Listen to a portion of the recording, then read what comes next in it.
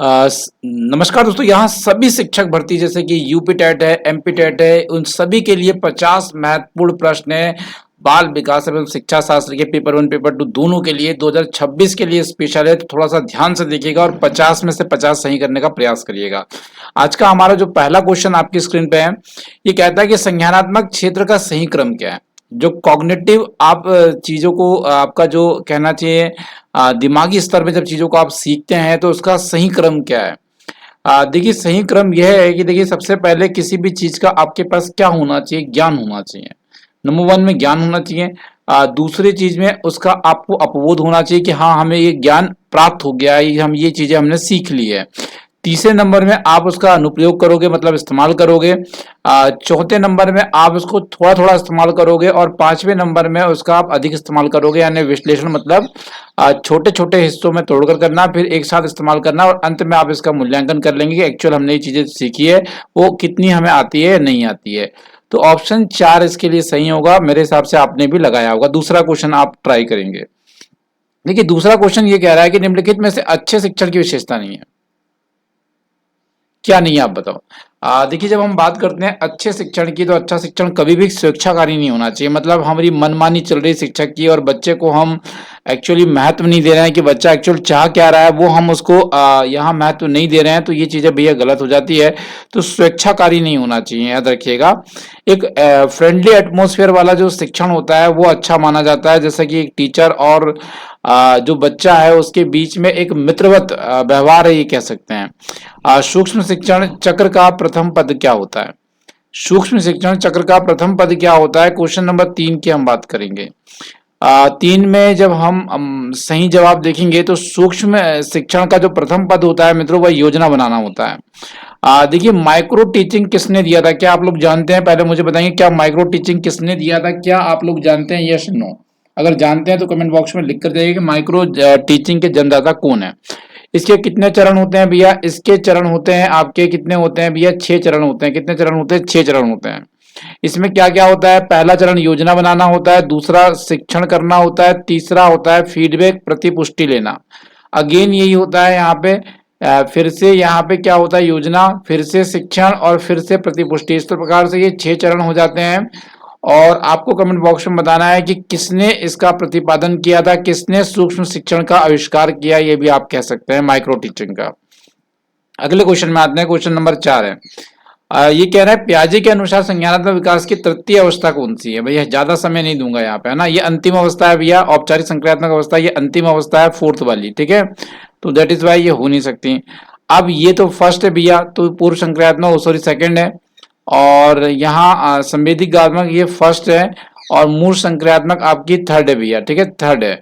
तो ऑप्शन सही है आपका मूल संक्रियात्मक अवस्था। देखिए मूल संक्रियात्मक अवस्था के बारे में एक बड़ा अच्छा क्वेश्चन आता है यहाँ पे कि संरक्षण की अवस्था किस अवस्था में होती है, बच्चा वर्गीकरण कब कर पाता है, बच्चा यहाँ पे सक्रमक अनुमान कब लगा पाता है, बच्चा मूर्त चिंतन कब स्टार्ट कर देता है। तो ये सारी चीजें जो मैं आपको कह रहा हूँ ये मूल संक्रियात्मक अवस्था में बच्चों कर पाता है।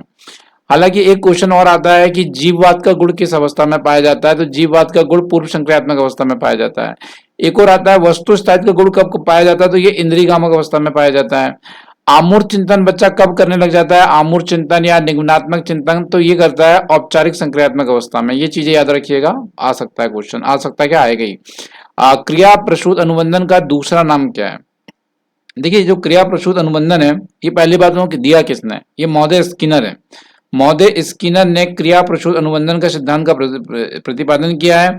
इसके संबंध में उन्होंने चूहे और कबूतरों के ऊपर एक्सपेरिमेंट किया है। किसके ऊपर किया है? कबूतर और चूहे के ऊपर एक्सपेरिमेंट किया है, ध्यान रखिएगा, चूहे और कबूतरों के ऊपर एक्सपेरिमेंट किया है। और ये उद्दीपन अनुक्रिया पर आधारित सिद्धांत है, आप कह सकते हैं। और इसका दूसरा नाम है नैमित्तिक अनुबंधन सिद्धांत। किसका है? दूसरा है नैमित्तिक अनुबंधन सिद्धांत। बहुत बढ़िया क्वेश्चन था। और बाल विकास के नोट्स चाहिए, वीडियो लेक्चर्स चाहिए, ऑल थ्योरी और प्रीवियस ईयर का यहाँ पे एक निचोड़ चाहिए, तो ओनली 99 रुपीज का हमारे ऐप एजुकेशन फॉर यू में वीडियो लेक्चर और पीडीएफ दोनों आपको देखने को मिल जाएगा। आप एक बार जाके जरूर ट्राई करें। क्रिया प्रसूत अनुबंधन सिद्धांत का प्रतिपादन किसने किया? अभी कुछ देर पहले ही मैंने इसके ऊपर आपको बताया था कि किसने किया है, तो भैया ये महोदय स्किनर ने किया था। किस पे किया था? इन्होंने चूहे और कबूतरों में किया था। और स्किनर कौन से मनोवैज्ञानिक हैं? तो ये व्यवहारवादी हैं। ये कौन है? व्यवहारवादी हैं। थोड़ा सा याद रखिएगा, ये क्वेश्चन को आ सकता है भैया। कॉलर के बारे में बात करेंगे। कॉलर किससे जुड़े हुए हैं? देखिए, कॉलर ने एक एक्सपेरिमेंट किया था जिसमें उन्होंने एक चिंपैंजी को एक बक्से में बंद कर दिया था, पिंजड़े में, और यहाँ पे कुछ बक्से रख दिए थे और यहाँ पे कुछ केले बांध दिए थे, है ना, और केले उसकी पहुंच से बाहर थे। उन्होंने दिमाग लगाया था और ये बक्सों को एक के ऊपर एक जमाकर इसके ऊपर चढ़ के केले प्राप्त कर लिए थे। तो ये थी समझ, है ना, ये अंतर्दृष्टि थी। तो यहाँ सीखने के सिद्धांत के अंतर्गत आता है, जिसे समझ का सिद्धांत, अंतर्दृष्टि का सिद्धांत या सूझ का सिद्धांत भी कहते हैं। तो ये जो है गेस्टल्टवाद समुदाय से संबंधित है कॉलर, और जर्मनी के रहने वाले हैं, और ये अधिगम के सिद्धांत के नाम से जाना जाता है। इनके अंतर्दृष्टि का सिद्धांत, सूझ का सिद्धांत, ये चीजें क्लियर कट है। अगला क्वेश्चन देखते हैं। स्टैनफोर्ड बीने परीक्षण किसके काम आता है भैया? देखिए, स्टैनफोर्ड बीने परीक्षण जो है ये आपकी बुद्धि का मापन करता है। किसका मापन करता है? बुद्धियों का मापन करता है। और बुद्धि के आधार पे हम बात करेंगे तो 140 है, इससे अधिक बुद्धि का कोई बच्चा है, 140 का या इससे अधिक का कोई बच्चा है, तो वो प्रखर बुद्धि वाला होगा, प्रतिभाशाली बुद्धि वाला बच्चा होगा। विकास के परिणाम स्वरूप नवीन विशेषताएं और नवीन योग्यताएं प्रकट होती है, किसने कहा है? देखिए, ये जो स्टेटमेंट है बड़ी प्रसिद्ध और फेमस स्टेटमेंट है, और ये स्टेटमेंट हरलॉक ने दी हुई है। किसने दी है? हरलॉक ने दी हुई, ध्यान रखिएगा, हरलॉक की स्टेटमेंट है। अगले प्रश्न में देखते हैं, बुद्धि का द्विकारक सिद्धांत का प्रतिपादन किसने किया? भैया, वीडियो को अगर लाइक नहीं किया तो पहले लाइक कर देंगे आप लोग, और चैनल को अभी तक आपने सब्सक्राइब नहीं किया है तो भैया सब्सक्राइब भी कर दीजिएगा, क्योंकि बहुत अच्छा कंटेंट आपको फ्री ऑफ कॉस्ट हम लोग प्रोवाइड कर रहे हैं। यहाँ अगर हम देखें तो जवाब दूसरा आएगा, स्पीयरमैन। ठीक है, यहाँ पे एस कारक और जी कारक के बारे में बात हुई है, जहां पे सामान्य बुद्धि और विशिष्ट बुद्धि के बारे में बात होती है, जिसमें दो कारक हैं, और ये भी हमसे द्विकारक पूछ रहा है। तो ये क्या होते हैं? एस आर, और हाँ सॉरी एस जी आप कह सकते हैं। तो ये सिद्धांत भी इन्होंने दिया है। ठीक है, तो यहाँ पे अगला क्वेश्चन देखते हैं। अल्बर्ट बांडुरा निम्न में से किससे जुड़े हुए हैं, किससे संबंधित है? जब भी बात आती है बांडुरा महोदय की, ठीक है, बांडुरा महोदय की बात आती है तो ये जुड़े हुए होते हैं सामाजिक अधिगम के सिद्धांत से। किससे जुड़े हुए होते हैं? सामाजिक अधिगम के सिद्धांत से जुड़े हुए होते हैं अल्बर्ट बांडुरा। और इन्होंने काफी प्रयोगात्मक तरीके से इन्होंने एक्सपेरिमेंट किया, इसके लिए जाने भी जाते हैं ये। मानसिक आयु का प्रत्यय किसने दिया था भैया? मानसिक आयु का प्रत्यय जो था बीने और साइमन ने दिया था। किसने दिया था? बीने और साइमन ने दिया था। और बात थी 1908 की। किसकी बात थी? 1908 की बात थी। बीने और साइमन ने मानसिक आयु का प्रत्यय दिया था, जहां पे वास्तविक आयु और उनकी मानसिक आयु के माध्यम से एक्चुअल उनकी कहना चाहिए वास्तविक आयु, और जो कहना चाहिए उनकी मेंटल एज है ना, उसके माध्यम से कहीं ना कहीं बुद्धि लब्धि आदि ज्ञात कर सकते हैं। टर्मन के अनुसार अगर 90 से 100 की किसी के पास बुद्धि है तो वो कैसा है? तो देखिए, टर्मन के अनुसार वो देखेंगे तो वो सामान्य बुद्धि का बालक है। कैसा बालक है? सामान्य बुद्धि का बालक है। 140 से अधिक होगी तो प्रतिभाशाली माना जाएगा। मानव व्यक्तित्व में मनोलैंगिक विकास में निम्न में से किसने महत्व दिया है? अगर हम बात करें इस क्वेश्चन के लिए तो फ्रायड महोदय हैं। फ्रायड महोदय हैं, इन्होंने ये महत्व दिया हुआ है, फ्रायड महोदय ने दिया है। अगले क्वेश्चन को देखते हैं। किसी इच्छा या आवश्यकता के रुकावट पड़ने पर उत्पन्न होने वाले संवेगात्मक तनाव को क्या कहते हैं? देखिए, कोई इच्छा आपकी पूरी नहीं हुई, कोई ऐसी विश आपकी पूरी नहीं हुई, कोई काम पूरा नहीं हुआ, तो आप ऐसी में रुक गया है, रुकावट आ गई है, तो एक प्रकार का वो फ्रस्ट्रेशन हो जाता है, तनाव हो जाता है ना। तो वो तनाव की जो स्थिति होती है ना, उसे संवेगिक तनाव ही कहते हैं, ध्यान रखिएगा, और तनाव ही कहलाता है वो। अगला क्वेश्चन देखते हैं। बाल मनोवैज्ञानिक का केंद्र बिंदु क्या है? देखिए, बाल आज की जो एजुकेशन है वो बाल केंद्रित शिक्षा है ना, चाइल्ड सेंटर एजुकेशन है। तो इसके आधार पे हम बात करेंगे तो बालक इसका सही जवाब निकल कर आएगा, बालक। अगला क्वेश्चन देखते हैं। मानसिक आयु का प्रत्यय सर्वप्रथम किसने प्रयोग किया था? मानसिक आयु का प्रत्यय सबसे बीने और इनके दोस्त एक थे साइमन, है ना, इन दोनों ने मिलकर किया था, ये ध्यान रखिएगा। सर्वप्रथम इनको ही जाता है पूरा श्रेय, जहाँ पे मानसिक आयु और उसकी वास्तविक आयु जो है उसके अकॉर्डिंग इन्होंने डिसाइड किया था। जैसे सपोज करिए कि कोई 8 वर्ष का बालक है पर उसकी मानसिक आयु 10 वर्ष हो सकती है भैया। मान लेते हैं कोई 8 वर्ष का बालक है और वो 12 साल के बच्चे जो कर सकते हैं वो कर रहा है, तो उसकी मानसिक आयु 12 साल हो जाएगी, ये याद रखिएगा। शिक्षावस्था की उत्तम शिक्षण विधि क्या है? देखिए, शिक्षावस्था में एक्चुअली बच्चा क्या करता है ना, देख कर सीखता है, खेलों के द्वारा सीखता है। तो किंडरगार्टन भी खेल है, ये भी खेल है, ये भी खेल है, तो जवाब क्या आएगा? डी आ गया ना यहाँ पे। अगला क्वेश्चन देखते हैं। बीने साइमन परीक्षण का मापन होता है। देखिए, बीने और साइमन परीक्षण में मापन होता है आपकी बुद्धियों का। पर आपकी जो सामान्य बुद्धि होती है उसी का मापन होता है, ध्यान रखिएगा, विशिष्ट बुद्धियों का मापन नहीं होता है। सीखने में सर्वाधिक उपयुक्त अर्थ क्या होता है? देखिए, सीखने से व्यवहारों में परिवर्तन आता है दोस्तों, है ना, व्यवहारों का परिमार्जन होता है, व्यवहारों में परिवर्तन आता है, ये ध्यान रखिएगा। अगला क्वेश्चन देखते हैं, स्व केंद्रित अवस्था होती है कि बालक जो है, स्व केंद्रित अवस्था होती है कि बालक? आगे चलते हैं। जन्म से 2 वर्ष तक है, जन्म से 2 वर्ष तक है स्व केंद्रित अवस्था जो होती है बालक में, जन्म से 2 वर्ष तक है। अगले क्वेश्चन में देखते हैं हम लोग यहाँ पे, बुद्धि एवं सृजनात्मकता किस प्रकार से संबंध पाया गया है? तो देखिए, बुद्धि जो है, जिससे किसी के पास बुद्धि है तो उसकी क्रिएटिविटी भी अच्छी होने की संभावना अधिक होती है, तो उसमें धनात्मक संबंध होता है, धनात्मक होता है। कोई इंटेलिजेंट बच्चा है तो कुछ क्रिएटिविटी वाला काम कर सकता है, ऐसा नहीं कि करेगा ही, कर सकता है, ऐसा है। अगला क्वेश्चन आता है यहाँ पे, शिशुअवस्था में बच्चों के क्रियाकलाप कैसे होते हैं?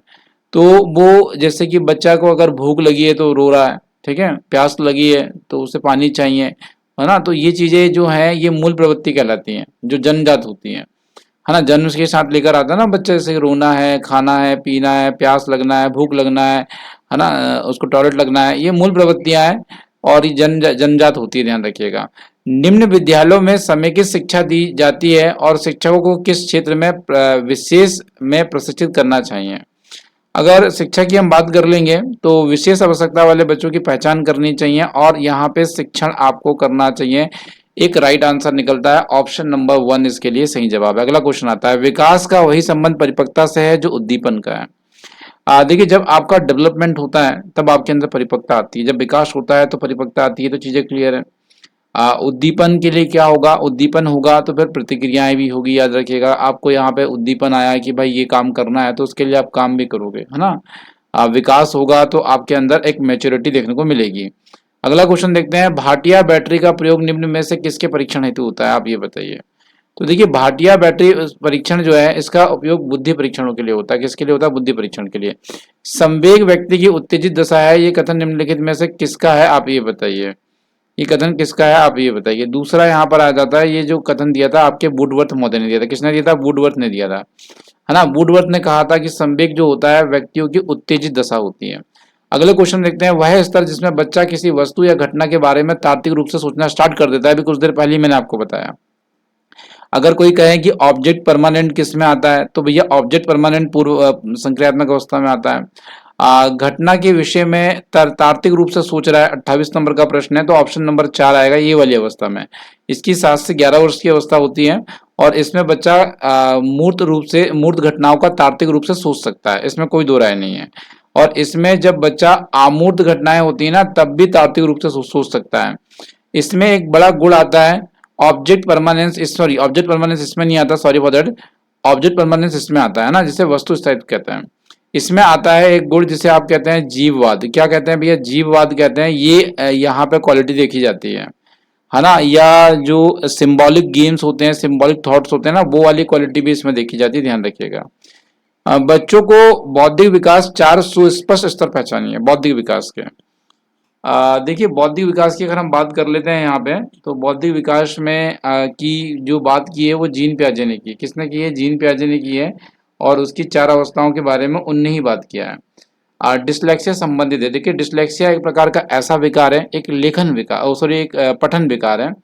पठन विकार है जिसमें बच्चा एक्चुअल रीडिंग नहीं कर पाता। क्यों नहीं कर पाता? वो शब्दों को सही तरीके से पहचान नहीं पाता है, सर्च नहीं कर पाता है, बी को डी पढ़ रहा है, डी को बी पढ़ रहा है ना। तो इस तरह का विकार है ये गणित से संबंधित तो है नहीं, तो ये वाला होगा नहीं। पठन विकार है। कैसा है? पढ़ने से संबंधित है, रीडिंग विकार है ये।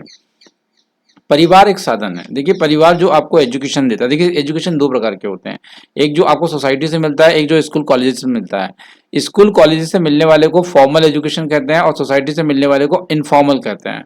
इनफॉर्मल जो होता है वो अनौपचारिक होता है। अनौपचारिक शिक्षा जो आपके परिवार से मिलती है, आपको याद रखिएगा। कक्षा में जो विद्यार्थी प्रश्न पूछते हैं उन्हें आप क्या करोगे? कक्षा में जो विद्यार्थी प्रश्न पूछते हैं उन्हें आप क्या करोगे? यहाँ पे 32 नंबर का प्रश्न है, आपको ये बताना है। लगातार प्रश्न पूछने के लिए आपको प्रोत्साहित करना चाहिए उन्हें, ताकि वो डेफिनेटली अच्छे अच्छे प्रश्न पूछ सकें। और यहाँ पे असंगठित घर से आने वाला बच्चा सबसे अधिक कठिनाई का अनुभव करेगा, है ना, सबसे अधिक कठिनाई का अनुभव करेगा। तो दूसरा जवाब आएगा यहाँ स्वतंत्र अध्ययन में। स्वतंत्र अध्ययन इसके लिए सही जवाब आएगा, स्वतंत्र अध्ययन में। राष्ट्रीय पाठचर्या रूपरेखा एनसीए 2005 के अनुसार शिक्षक की क्या भूमिकाएं होनी चाहिए? देखिए, शिक्षक एक सुविधादाता होना चाहिए, एक फैसिलिटेटर होना चाहिए, एक फ्रेंड जैसा होना चाहिए, कि भैया जैसी परिस्थिति आई वैसा काम कर सके वो। चलिए 35 नंबर का ट्राई करेंगे। उदाहरण प्रभावशाली विद्यालय की प्रथा क्या रही है? देखिए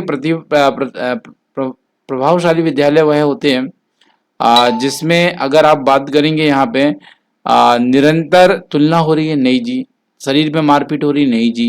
है ना, प्रतियोगिता हो रही है, नहीं जी। तो यहाँ क्या होगा, व्यक्ति सापेक्ष अधिगम हो रहा है, जैसे ट्यूशन में होता है ना, कैसे एक एक बच्चे को ध्यान दिया जाता है, तो वैसे ही यहाँ पे समझ लो। 36 नंबर के प्रश्न में आ जाते हैं हम यहाँ पे। तो निम्नलिखित में से समाजीकरण का गौड़ भाग कौन सा है, आपको ये बताना है। ऑप्शन बी इसके लिए आ जाता है विद्यालय और पड़ोस। विद्यालय और पड़ोस आ जाता है जो समाजीकरण का गौड़ भाग है। लिंग क्या है? देखिए लिंग जो होता है एक्चुअल अगर आप देखेंगे तो एक प्रकार से सामाजिक संरचना है। जैसे बात करें कैसे, फीमेल क्या करेगी, मेल क्या करेगा, ये कौन डिसाइड कर रहा है? समाज कर रहा है कि फीमेल इस तरह के नियमों का पालन करेगा, मेल के लिए इस तरह के नियम के पालन होंगे, तो ये आपका समाज डिसाइड करता है किसी लिंग के आधार पे, तो इसे सामाजिक संरचना आप कह सकते हैं। बच्चों के समाजीकरण में परिवार की जो भूमिकाएं होती है वह मुख्य भूमिका होती है। और याद रखिएगा बच्चों के समाजीकरण की जो परिवार होता है ये प्राथमिक एजेंसी होती है, प्राथमिक एजेंट होता है। प्याजे के अनुसार जो चिंतन वयस्कों से खालिस्तान में भिन्न होता है बजाय खालिस्तान के। देखिए मात्रा में तो भिन्न नहीं होता है, ये आकार प्रकार में भिन्न होता है। प्रकार में भिन्न होता है और मात्रा में कैसा होता है, सेम होता है। आप जिस मात्रा में सोच रहे होते हैं खेल के बारे में छोटा बच्चा, उसी मात्रा में वो अपने जॉब या बिजनेस के बारे में सोच रहा होता है बड़े बच्चे, इसलिए मात्रा तो सेम होती है, प्रकार भिन्न होता है। जैसे छोटे बच्चे मूर्त चिंतन कर पा रहे हैं पर बड़ा बच्चा मूर्त अमूर्त दोनों कर पा रहा है, तो ये प्रकार भिन्न हो गए, याद रखिएगा। वेगोस्की के अनुसार बच्चे कैसे सीखते हैं? वेगोस्की के अनुसार अगर हम बच्चे के बारे में बात करेंगे तो वो समाज के साथ रहकर, वयस्कों के साथ जुड़कर, उनके साथ अंतःक्रिया करके सीखते हैं, ध्यान रखिएगा। बुद्धि क्या है? देखिए बुद्धि की डिफरेंट डिफरेंट डेफिनेशंस दी गई है डिफरेंट मनोवैज्ञानिक के द्वारा। हम यहाँ बात करेंगे सामर्थ्यों का एक समुच्चय आप कह सकते हैं, वो गलत लिखा हुआ है, सामर्थ्यों का एक समुच्चय है बुद्धि। निम्नलिखित में से कौन सा व्यवहार बच्चों में अधिगम निरुक्तता की पहचान करेगा? देखिए अधिगम निरुक्तता अर्थात सीखने में कमी।